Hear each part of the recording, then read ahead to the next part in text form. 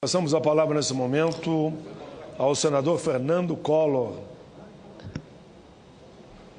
Eu sei que o debate vai continuar, o senador Wellington Dias, o senador Magno Mal, o senador Sérgio Petecão, esse debate vai continuar.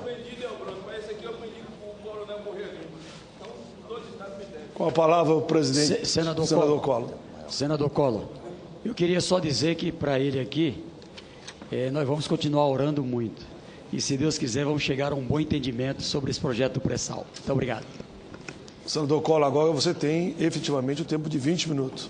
E com a tolerância necessária desta presidência, pode ter certeza disso. Muito obrigado a Vossa Excelência, excelentíssimo senhor presidente Paulo Paim, excelentíssimos senhores senadores, excelentíssimas senhoras senadoras. No último dia 30 de novembro, sexta-feira, apresentei novamente minhas sugestões ao relatório da CPMI, em decorrência da vista coletiva concedida na reunião do dia 28, quando foi procedida a leitura resumida do documento por parte do relator, deputado Odair Cunha. Antes, porém, no dia 26, inclusive como informei desta tribuna, já havia apresentado minhas propostas para que fossem apreciadas pela relatoria logo após a divulgação oficial do primeiro relatório. Esse novo encaminhamento de sugestões ao texto final, que a CPMI deverá discutir e deliberar na próxima terça-feira, dia 11, deu-se em função da inexplicável e incoerente retirada pelo relator das duas principais partes de seu relatório, especificamente as partes 6 e 7. O assunto foi, inclusive, objeto de meu pronunciamento no último dia 29, quinta-feira passada, oportunidade em que manifestei minha surpresa e estranheza. Digo isto de novo, senhor presidente Paulo Paim, na medida em que até o momento não foi esclarecido o que de fato aconteceu para uma mudança tão radical. Uma mudança tão absurda e ilógica por parte da relatoria no período entre a divulgação do relatório inicial em 20 de novembro até o dia de sua leitura, no dia 28, quando foram retirados aqueles dois tópicos. Afinal, o que houve? Tudo o que ele tão bem relatou detalhadamente deixou de existir, simplesmente deixou de ter valor, deixou de ser relevante? Volto a repetir, esses dois pontos, a coabitação de setores da mídia com o crime organizado e a conduta prevaricadora do Procurador-Geral da República, são exatamente os pontos centrais da CPMI, pois tratam de assuntos de âmbito nacional, de caráter federal e natureza constitucional. São, portanto, de interesse de toda a sociedade brasileira. Aliás, foram esses dois grandes fatos os principais temas trazidos à luz à população pela CPMI. Foram essas abordagens, sistematicamente por mim tratadas e trabalhadas, as novidades que a comissão permitiu que fossem descobertas. Lembro que os demais temas e fatos examinados e explorados pela CPMI já foram objeto de investigação da Polícia Federal e do próprio Ministério Público. Nenhum deles era novidade para a CPMI quando iniciou ela os seus trabalhos. Do mesmo modo, pouco ou nada poderia evoluir por meio da comissão, até porque os respectivos inquéritos já estão em curso no âmbito da Justiça, alguns, inclusive, já julgados. Além disso, trata-se de questões que merecem e devem, sim, ser aprofundadas até o fim, mas no nível local e regional, isto é, nas instâncias estaduais, municipais e distrital, em consonância com os seus personagens, empresas envolvidas e respectivas jurisdições. E vou além, senhor presidente. A grande maioria desses fatos são o que se costuma chamar de caso de polícia, e não de uma comissão parlamentar mista de inquérito do Congresso Nacional, ou seja, do Poder Legislativo da União. Assim, há que se diferenciar o que é realmente secundário, como declarou o relator, do que é prioritário. Ou, em outras palavras, o que é estadual do que é federal, E mais, diferenciar o que é policial do que é institucional. Por isso, senhor presidente, senhoras e senhores senadores, faço questão novamente de trazer ao conhecimento desta Casa e, o que é mais importante, da população brasileira, novos trechos da argumentação que o próprio relator utilizou para indiciar o jornalista Policarpo Júnior da Veja e para propor a remessa ao Conselho Nacional do Ministério Público das provas relativas aos crimes cometidos pelo Procurador-Geral da República, senhor Roberto Gurgel Santos. Na peça introdutória da parte 6, referente a, aspas, organização criminosa e suas ramificações nos meios de comunicação, fecho aspas, o deputado Odair Cunha escreve. E agora, texto da lavra do deputado Odair Cunha, relator da CPMI, e que retirou esta parte na leitura do seu relatório. Aspas. Alguns dos nomes que serão adiante apresentados, de uma forma mais ou menos intensa, aderiram ou contribuíram de alguma maneira com os desideratos da organização criminosa chefiada por Carlos Cachoeira e prestaram relevantes serviços para que a quadrilha pudesse continuar lesando o Estado e a ordem democrática. Fecho aspas. Especificamente sobre a conduta criminosa de Policarpo Júnior, vale reproduzir alguns trechos da inquestionável argumentação do relator. À página 4.509, ele afirma, novamente abro aspas, por sua vez, Policarpo Júnior aderia aos estratagemas e utilizava as informações que lhe repassava o grupo criminoso na exata medida em que tais enredos pudessem se coadunar com os caminhos e as visões de mundo que orientam a linha editorial do conglomerado que o emprega. Fecho aspas. No caso, a revista Veja, sempre ela. E continua o relator. E para atingir tais objetivos, colaborando intensamente com os desígnios dos que orientavam e conduziam a organização criminosa, Policarpo Júnior não teve qualquer receio de cometer crimes, aviltar o código de conduta dos profissionais jornalistas e macular a ética que orienta o exercício da função comunicativa. E continua. Ainda palavras do relator Odair Cunha. Os diálogos seguintes revelam uma profícua e bem azeitada parceria entre Carlos Cachoeira e Policarpo Júnior. Se era apenas uma relação de fonte e jornalista ou uma cobertura, visando assegurar e manter a continuidade e o êxito das atividades criminosas da quadrilha, somente o prosseguimento e o aprofundamento das investigações poderão delinear. Finaliza nesta parte o relator Odair Cunha. E aqui cabe perguntar, se o próprio relator admite a necessidade de prosseguimento e aprofundamento das investigações, por que então ele mesmo retirou essa parte do relatório? Estranho. Qual seria o sentido disso? Onde a gente pode encontrar um mínimo de lógica e de coerência nesse ato. Em outro trecho do relatório, a página 4.525, o relator esclarece, aspas, é importante destacar que a matéria é assinada pelo jornalista Hugo Marques, esse é um chumbetinha da revista Veja, continua o relator, esse chumbetinha é de minha autoria. E agora continuo a autoria do relator Odair Cunha. Pelo jornalista Hugo Marques, que integra a equipe do jornalista Policarpo Júnior. Mas é este, no caso, Policarpo Júnior, que continua alimentando o enredo no decorrer dos dias que se passam, tentando de todas as formas validar uma realidade inexistente.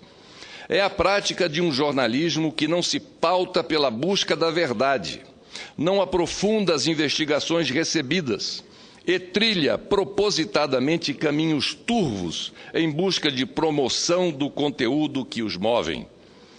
E segue o relator. Já nas conversas abaixo, Carlos Cachoeira e Cláudio Abreu articulam para que Policarpo Júnior, que havia concordado em detonar, faça uma matéria na revista Veja denunciando uma associação, cuja sigla é IBV, que de alguma forma estaria atrapalhando os projetos econômicos da quadrilha em se apropriar desses serviços de inspeção veicular em todo o Brasil.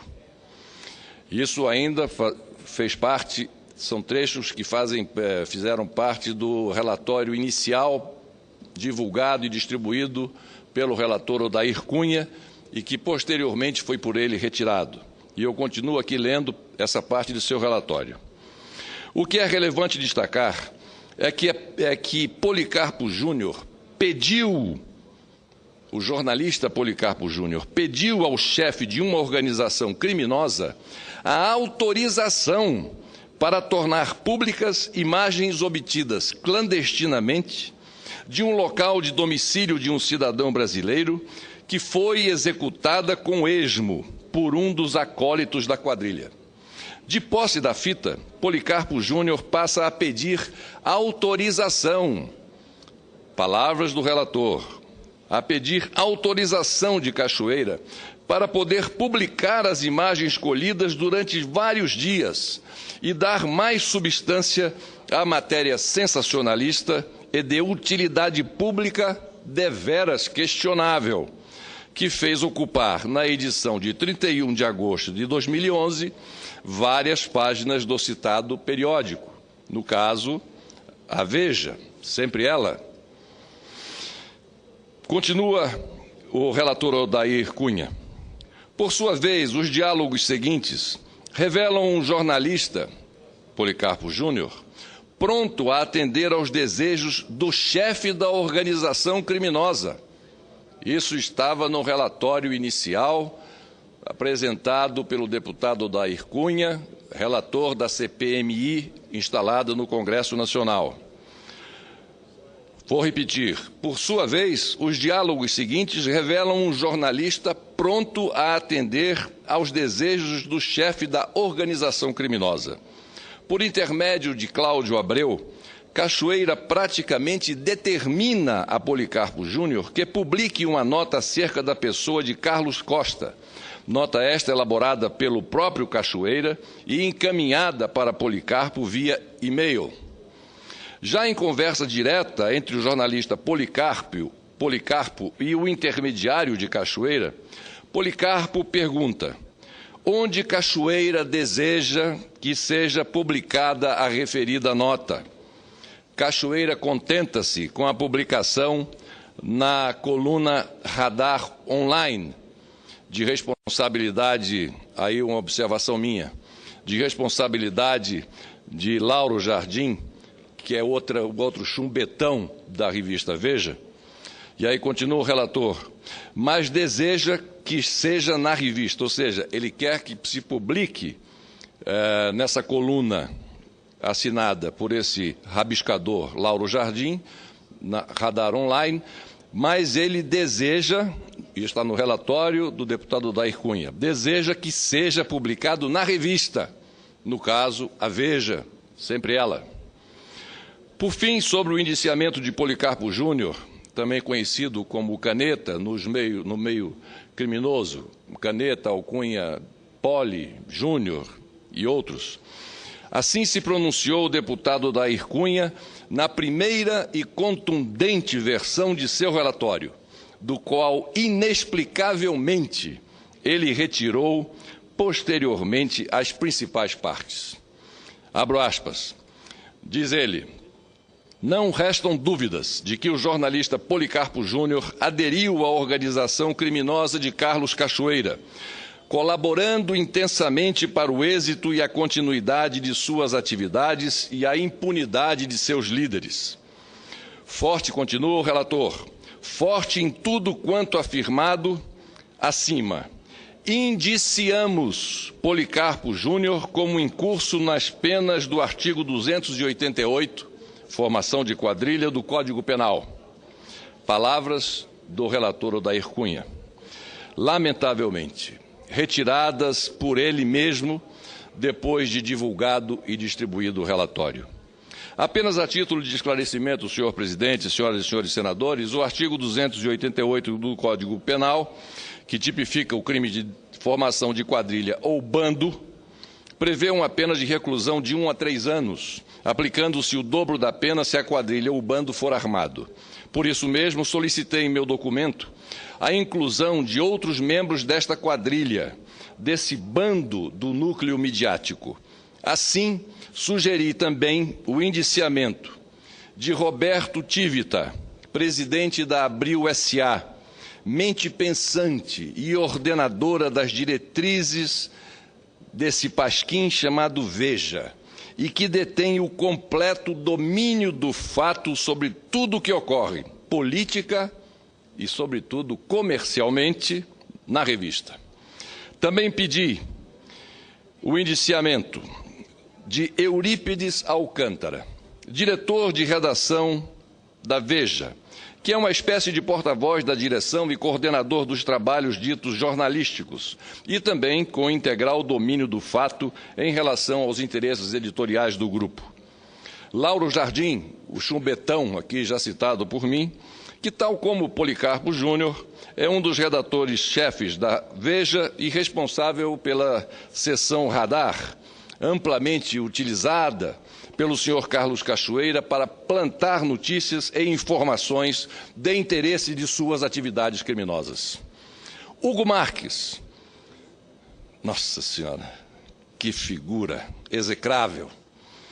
Hugo Marques, jornalista da editoria política da Veja, nominalmente citado nos diálogos por integrantes da organização criminosa e um dos principais operadores de matérias falaciosas para vender escândalos de cunho político fabricados pela revista. Rodrigo Rangel, também da editoria política, é operador direto de Policarpo Júnior, com atuação em negociatas envolvendo informações, dossiês, interceptações ilegais de documentos sigilosos e que esteve na semana do vazamento à imprensa dos inquéritos das operações da Polícia Federal. Ele esteve por 3 dias, por mais de 1 hora em cada uma dessas vezes. Ele teve um encontro com o procurador Alexandre Camanho dentro da sede da Procuradoria-Geral da República. E, por fim, Gustavo Ribeiro, que, tal como Rodrigo Rangel, é um operador de campo de Policarpo Júnior, tanto que foi um dos receptores dos documentos sigilosos vazados das operações Vegas e Monte Carlo no dia 2 de março de 2012. Senhor presidente, senhoras e senhores senadores, o outro tópico que o deputado Odair Cunha retirou de seu relatório refere-se à parte 7, intitulada, abro aspas, o Procurador-Geral da República e a Operação Vegas da Polícia Federal, fecho aspas. Mais um triste capítulo desse emaranhado criminoso, mas que foi plenamente esclarecido e exemplificado pelo relator. Cito aqui alguns novos trechos do documento, do relatório do deputado Odair Cunha, para não deixar margem de dúvidas quanto à necessidade da reinserção desta parte, da parte 6 e desta parte 7, que vou agora iniciar a leitura, no relatório final. Logo na introdução, o relator traz a doutrina relativa ao papel e à obrigação do Ministério Público da seguinte forma, abro aspas, o princípio da obrigatoriedade determina que o membro do Ministério Público não fique inerte perante uma situação em que identifique fatos caracterizadores de crime. Conforme o insigne Eugênio Pacelli, estar obrigado à promoção da ação penal significa dizer que não se reserva ao parquê, no caso o Ministério Público, qualquer juízo de discricionariedade, isto é, não se atribui a ele qualquer liberdade de opção acerca da conveniência ou oportunidade de iniciativa penal.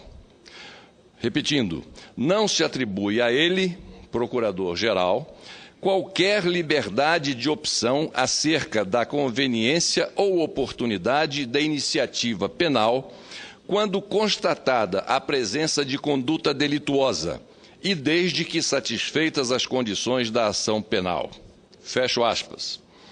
Mais adiante, já na explicação do histórico das duas operações da Polícia Federal, que é um aspecto crucial para revelar a incongruência das justificativas do Procurador-Geral perante sua inércia, a relatoria conclui, abro aspas, portanto, as operações Vegas e Monte Carlo não se comunicaram.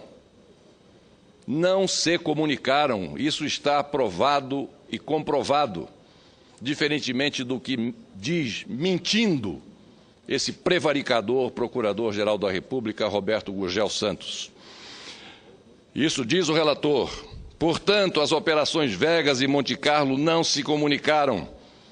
Trata-se de operações independentes que se iniciaram por motivos inteiramente distintos e que foram processados em foros diversos e tiveram destinos diferentes. Fecho aspas. Acerca do falacioso sobrestamento alegado por Roberto Gurgel Santos para sua inércia, o deputado Odair Cunha asseverou à folha 4.629 de seu relatório inicial. Abro aspas. Sem incorrer no risco de cometer exageros, as razões assinaladas pelo Dr. Roberto Gurgel para justificar o sobrestamento da Operação Vegas não se sustentam. Fecho aspas. Ainda sobre o tema, já as folhas 4.631, o relator desmistifica por completo. Abro novamente aspas.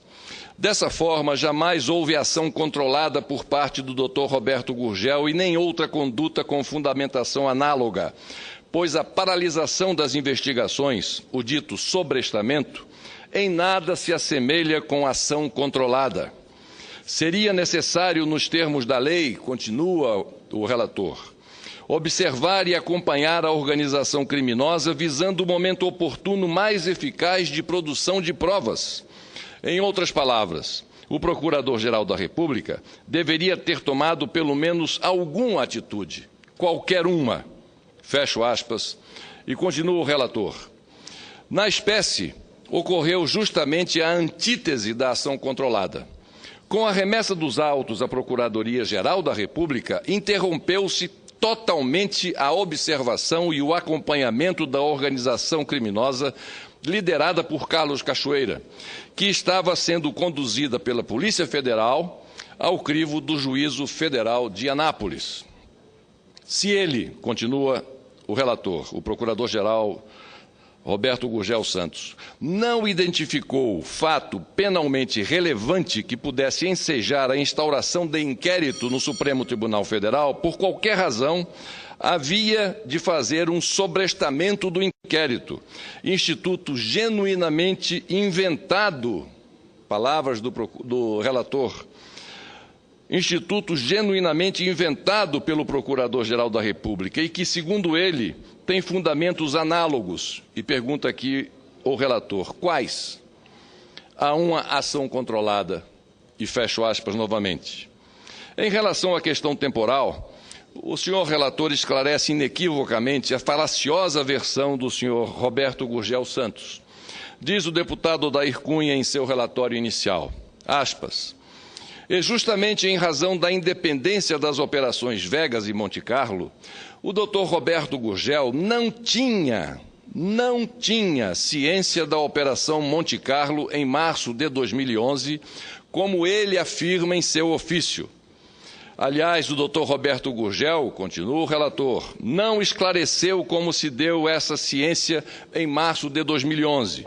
Ora, se a Operação Monte Carlo era sigilosa e o despacho da decisão judicial que determina a remessa dos documentos ao Procurador-Geral da República data de 10 de fevereiro de 2012, como ele soube das investigações da Monte Carlo em março de 2011? Pergunta o senhor relator. Ou seja, senhor presidente, senhoras e senhores senadores, o próprio relator admite que, ao se reportar à CPMI por meio de ofício um documento público, já que se recusou a prestar depoimento pessoal, O senhor Roberto Gurgel dos Santos mentiu oficialmente à relatoria, à presidência da comissão e a todos os seus membros. Enfim, mentiu ao Congresso Nacional, ou seja, ao Poder Legislativo e a toda a população brasileira. Está aí, senhor presidente, mais um crime de responsabilidade cometido e documentado pelo Procurador-Geral da República.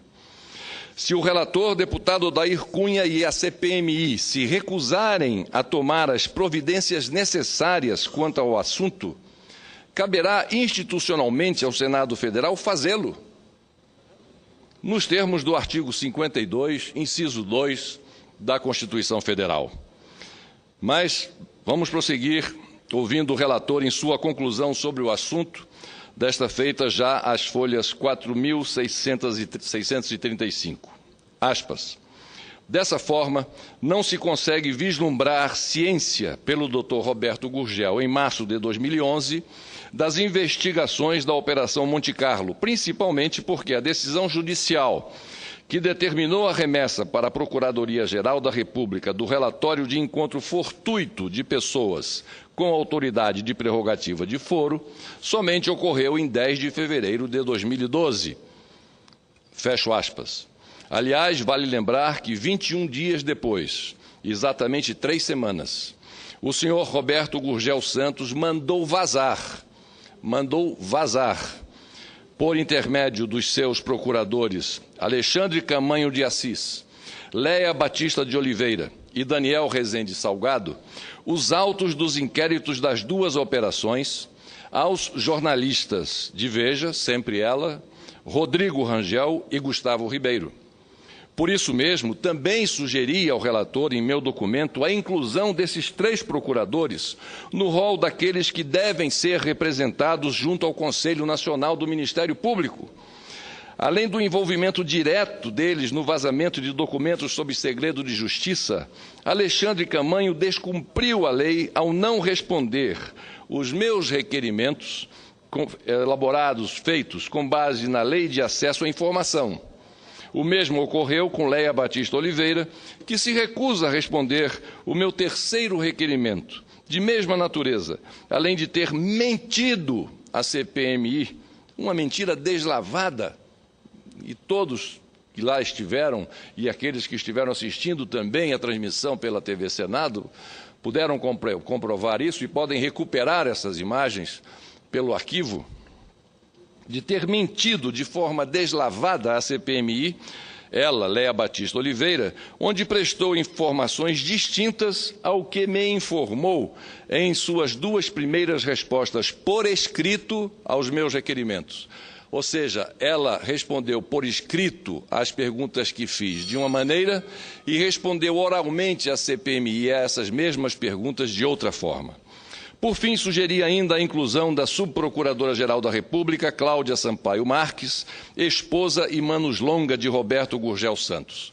Além de servir como concentradora de processos envolvendo autoridades com prerrogativa de foro e que são distribuídos pelo marido, ela também mentiu ao país.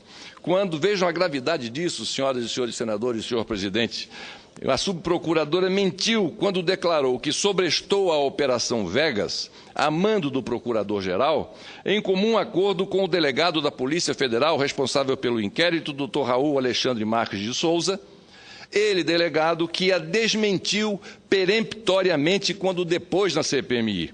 Aliás, a própria Polícia Federal, em nota oficial, no dia seguinte ao depoimento do delegado, reafirmou sua versão totalmente adversa daquela prestada pela subprocuradora. Por oportuno, senhor presidente, cabe aqui registrar mais um descumprimento da lei cometido pelo senhor Roberto Gurgel Santos. Desta feita, o Procurador-Geral da República, tal como os procuradores Alexandre Camanho de Assis e Léia Batista de Oliveira, recusa-se a responder solicitação minha com base na Lei de Acesso à Informação. Ao que tudo indica, é uma praxe que se consolida em alguns setores do Ministério Público Federal. Há cerca de um mês, denunciei o logro da matéria da Veja, sempre ela, a respeito de uma suposta entrevista do publicitário Marcos Valério, objeto de uma sensacionalista reportagem de capa da revista no mês de setembro deste ano. Desta tribuna, denunciei e desafiei a Veja a provar a existência desta entrevista. Jamais fui desmentido. Até porque, como afirmei na ocasião, as informações sobre as declarações do publicitário foram vazadas ilegalmente pelo senhor Roberto Gurgel Santos. E a revista Veja não pode afirmar isso, porque tem medo do seu maior fornecedor de notícias falaciosas e de notícias tendenciosas e com endereço certo, patrocinadas por esse prevaricador geral da República, Roberto Gurgel Santos. Foi ele, Roberto Gurgel Santos, quem municiou a fantasiosa reportagem, baseado no depoimento prestado por Marcos Valério à Procuradoria-Geral da República, exatamente no mesmo mês da edição da matéria pela revista. E é esse o motivo pelo qual, até hoje, a revista esconde a origem das informações obtidas. Para confirmar minha versão, requeri ao Procurador-Geral, no dia 7 de novembro de 2012, informações sobre o depoimento do publicitário. Para surpresa, o senhor Roberto Gurgel Santos indeferiu o pedido, sob a alegação de que se trata de informações referentes a, aspas, diz ele, procedimentos investigatórios cíveis e criminais e inquéritos policiais e processos judiciais em poder do Ministério Público e do Poder Judiciário, fecho aspas, e, portanto, sob segredo de justiça protegido pela própria lei. Ora, senhor presidente Paulo Paim, senhoras e senhores senadores, de fato, a Lei de Acesso à Informação garante o sigilo público no caso de processos e documentos daquela natureza. Não há nenhuma dúvida quanto a isso. Mas o fato é que a recusa de resposta do procurador só vem a confirmar o que afirmei. Realmente houve o depoimento de Marcos Valério em setembro, e o senhor Roberto Gurgel Santos se valeu das informações prestadas para vazar ilegalmente a revista Veja. Nem a revista mostra a suposta entrevista ou declarações, nem ele esclarece sobre o depoimento do publicitário. E digo isso por uma razão muito simples, exatamente em respeito à lei. Jamais solicitei a ele nada sobre o conteúdo do depoimento do senhor Marcos Valério, exatamente por estar protegido pela lei. Tão somente questionei o procurador-geral se ele colheu o depoimento do publicitário nos últimos meses. E a resposta era simples, sim ou não. E quando isso foi tomado? E em caso afirmativo de ter prestado esse depoimento, em que data, local e hora e quem esteve presente durante o depoimento. Somente isso, nada mais além disso, isso não há nenhum impedimento legal para o fornecimento dessa informação que, por lei, ele é obrigado a prestar. E para provar, eu reproduzo aqui o exato texto do meu pedido. Muito obrigado, senador Paulo Paim, pela sua paciência, mas estou concluindo. Eu peço, 1, a confirmação de que o senhor Marcos Valério Fernandes de Souza, réu na ação penal número 470 do STF, prestou novo depoimento a Vossa Excelência nos últimos 3 meses deste ano. Eu solicito a ele. E 2, em caso afirmativo, a data e o local em que o depoimento foi prestado, bem como as pessoas que dele participaram. Estou lendo ipsi verbis o texto que foi enviado no meu requerimento. Como se vê, senhor presidente, em nenhum momento quis saber o teor das declarações, isto é, o que falou o publicitário. Ou seja, alegar segredo de justiça para negar uma informação tão simples e de amplo direito de acesso à população, já que se trata, na prática, da agenda institucional de uma autoridade pública, é subestimar a inteligência alheia, é subverter a lógica. Seria o mesmo que o presidente da CPMI mantivesse em segredo, sem divulgar a pauta, por exemplo, a reunião secreta ocorrida para colher o depoimento dos delegados responsáveis pela Operação Vegas e pela Operação Monte Carlo. Ora, como se sabe, secreta era a reunião e não a sua realização.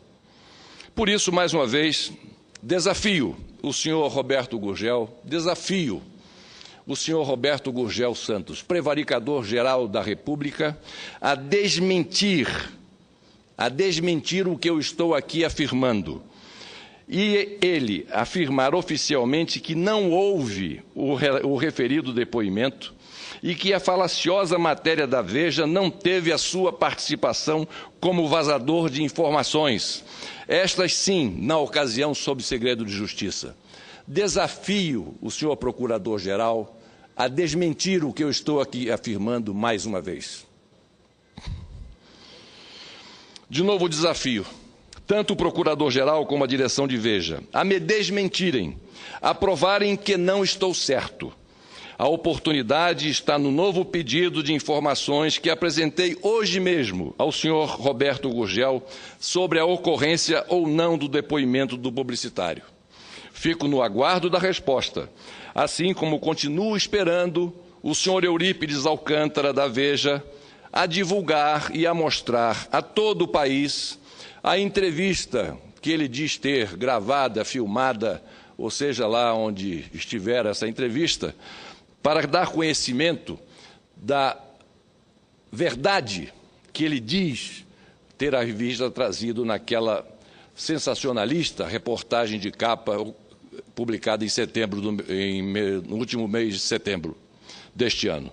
Enfim, senhor presidente, senhoras e senhores senadores, voltando à questão do relatório da CPMI, dentro desse triste contexto e no entendimento da gravidade dos fatos e atos demonstrados em relação a integrantes do Ministério Público e aos ditos jornalistas da Veja, é que se torna ainda mais incompreensível o retrocesso promovido pela relatoria ao retirar as partes 6 e 7 de seu documento inicial. Não é razoável, menos ainda aceitável, imaginar que, por questões políticas e, pior, partidárias, temas de tamanha gravidade sejam instantaneamente omitidas de um documento tão bem elaborado e tão bem detalhado. Não é crível que, sob o falso pretexto da liberdade de imprensa e da autonomia quase que soberana do Ministério Público, tenhamos que ferir a independência e, mais do que isso, o direito e o dever do Congresso Nacional. Não quero crer que, investidos de um mandato parlamentar com a responsabilidade, a incumbência e a prerrogativa da representação popular e institucional de um poder da República, um corpo de integrantes do Parlamento, constituído num colégio de caráter investigatório, simplesmente despreze, recuse e omita provas tão cabais de crimes praticados por personagens de pilares de reconhecida importância para a democracia brasileira, quais sejam o Ministério Público e a imprensa. Menos ainda, senhor presidente, não quero crer que essa reprovável postura, essa autêntica omissão parlamentar, se justifique por receio, por medo de eventuais retaliações ou ações orquestradas, vindas de parte da mídia ou de setores do Ministério Público Federal. A ser mantida essa conduta medonha, estaremos não só sepultando a CPMI, como também reduzindo ainda mais o poder legislativo à condição de ente subalterno de outros órgãos e poderes. Cabe a nós, parlamentares federais, unicamente a nós, evitar o definitivo esfacelamento institucional do nosso poder. Era o que tinha a dizer. Por enquanto, senhor presidente Paulo Paim, senhoras e senhores senadores, agradecendo mais uma vez a Vossa Excelência, senhor presidente, pela concessão desse tempo extra que me foi concedido. Muito obrigado.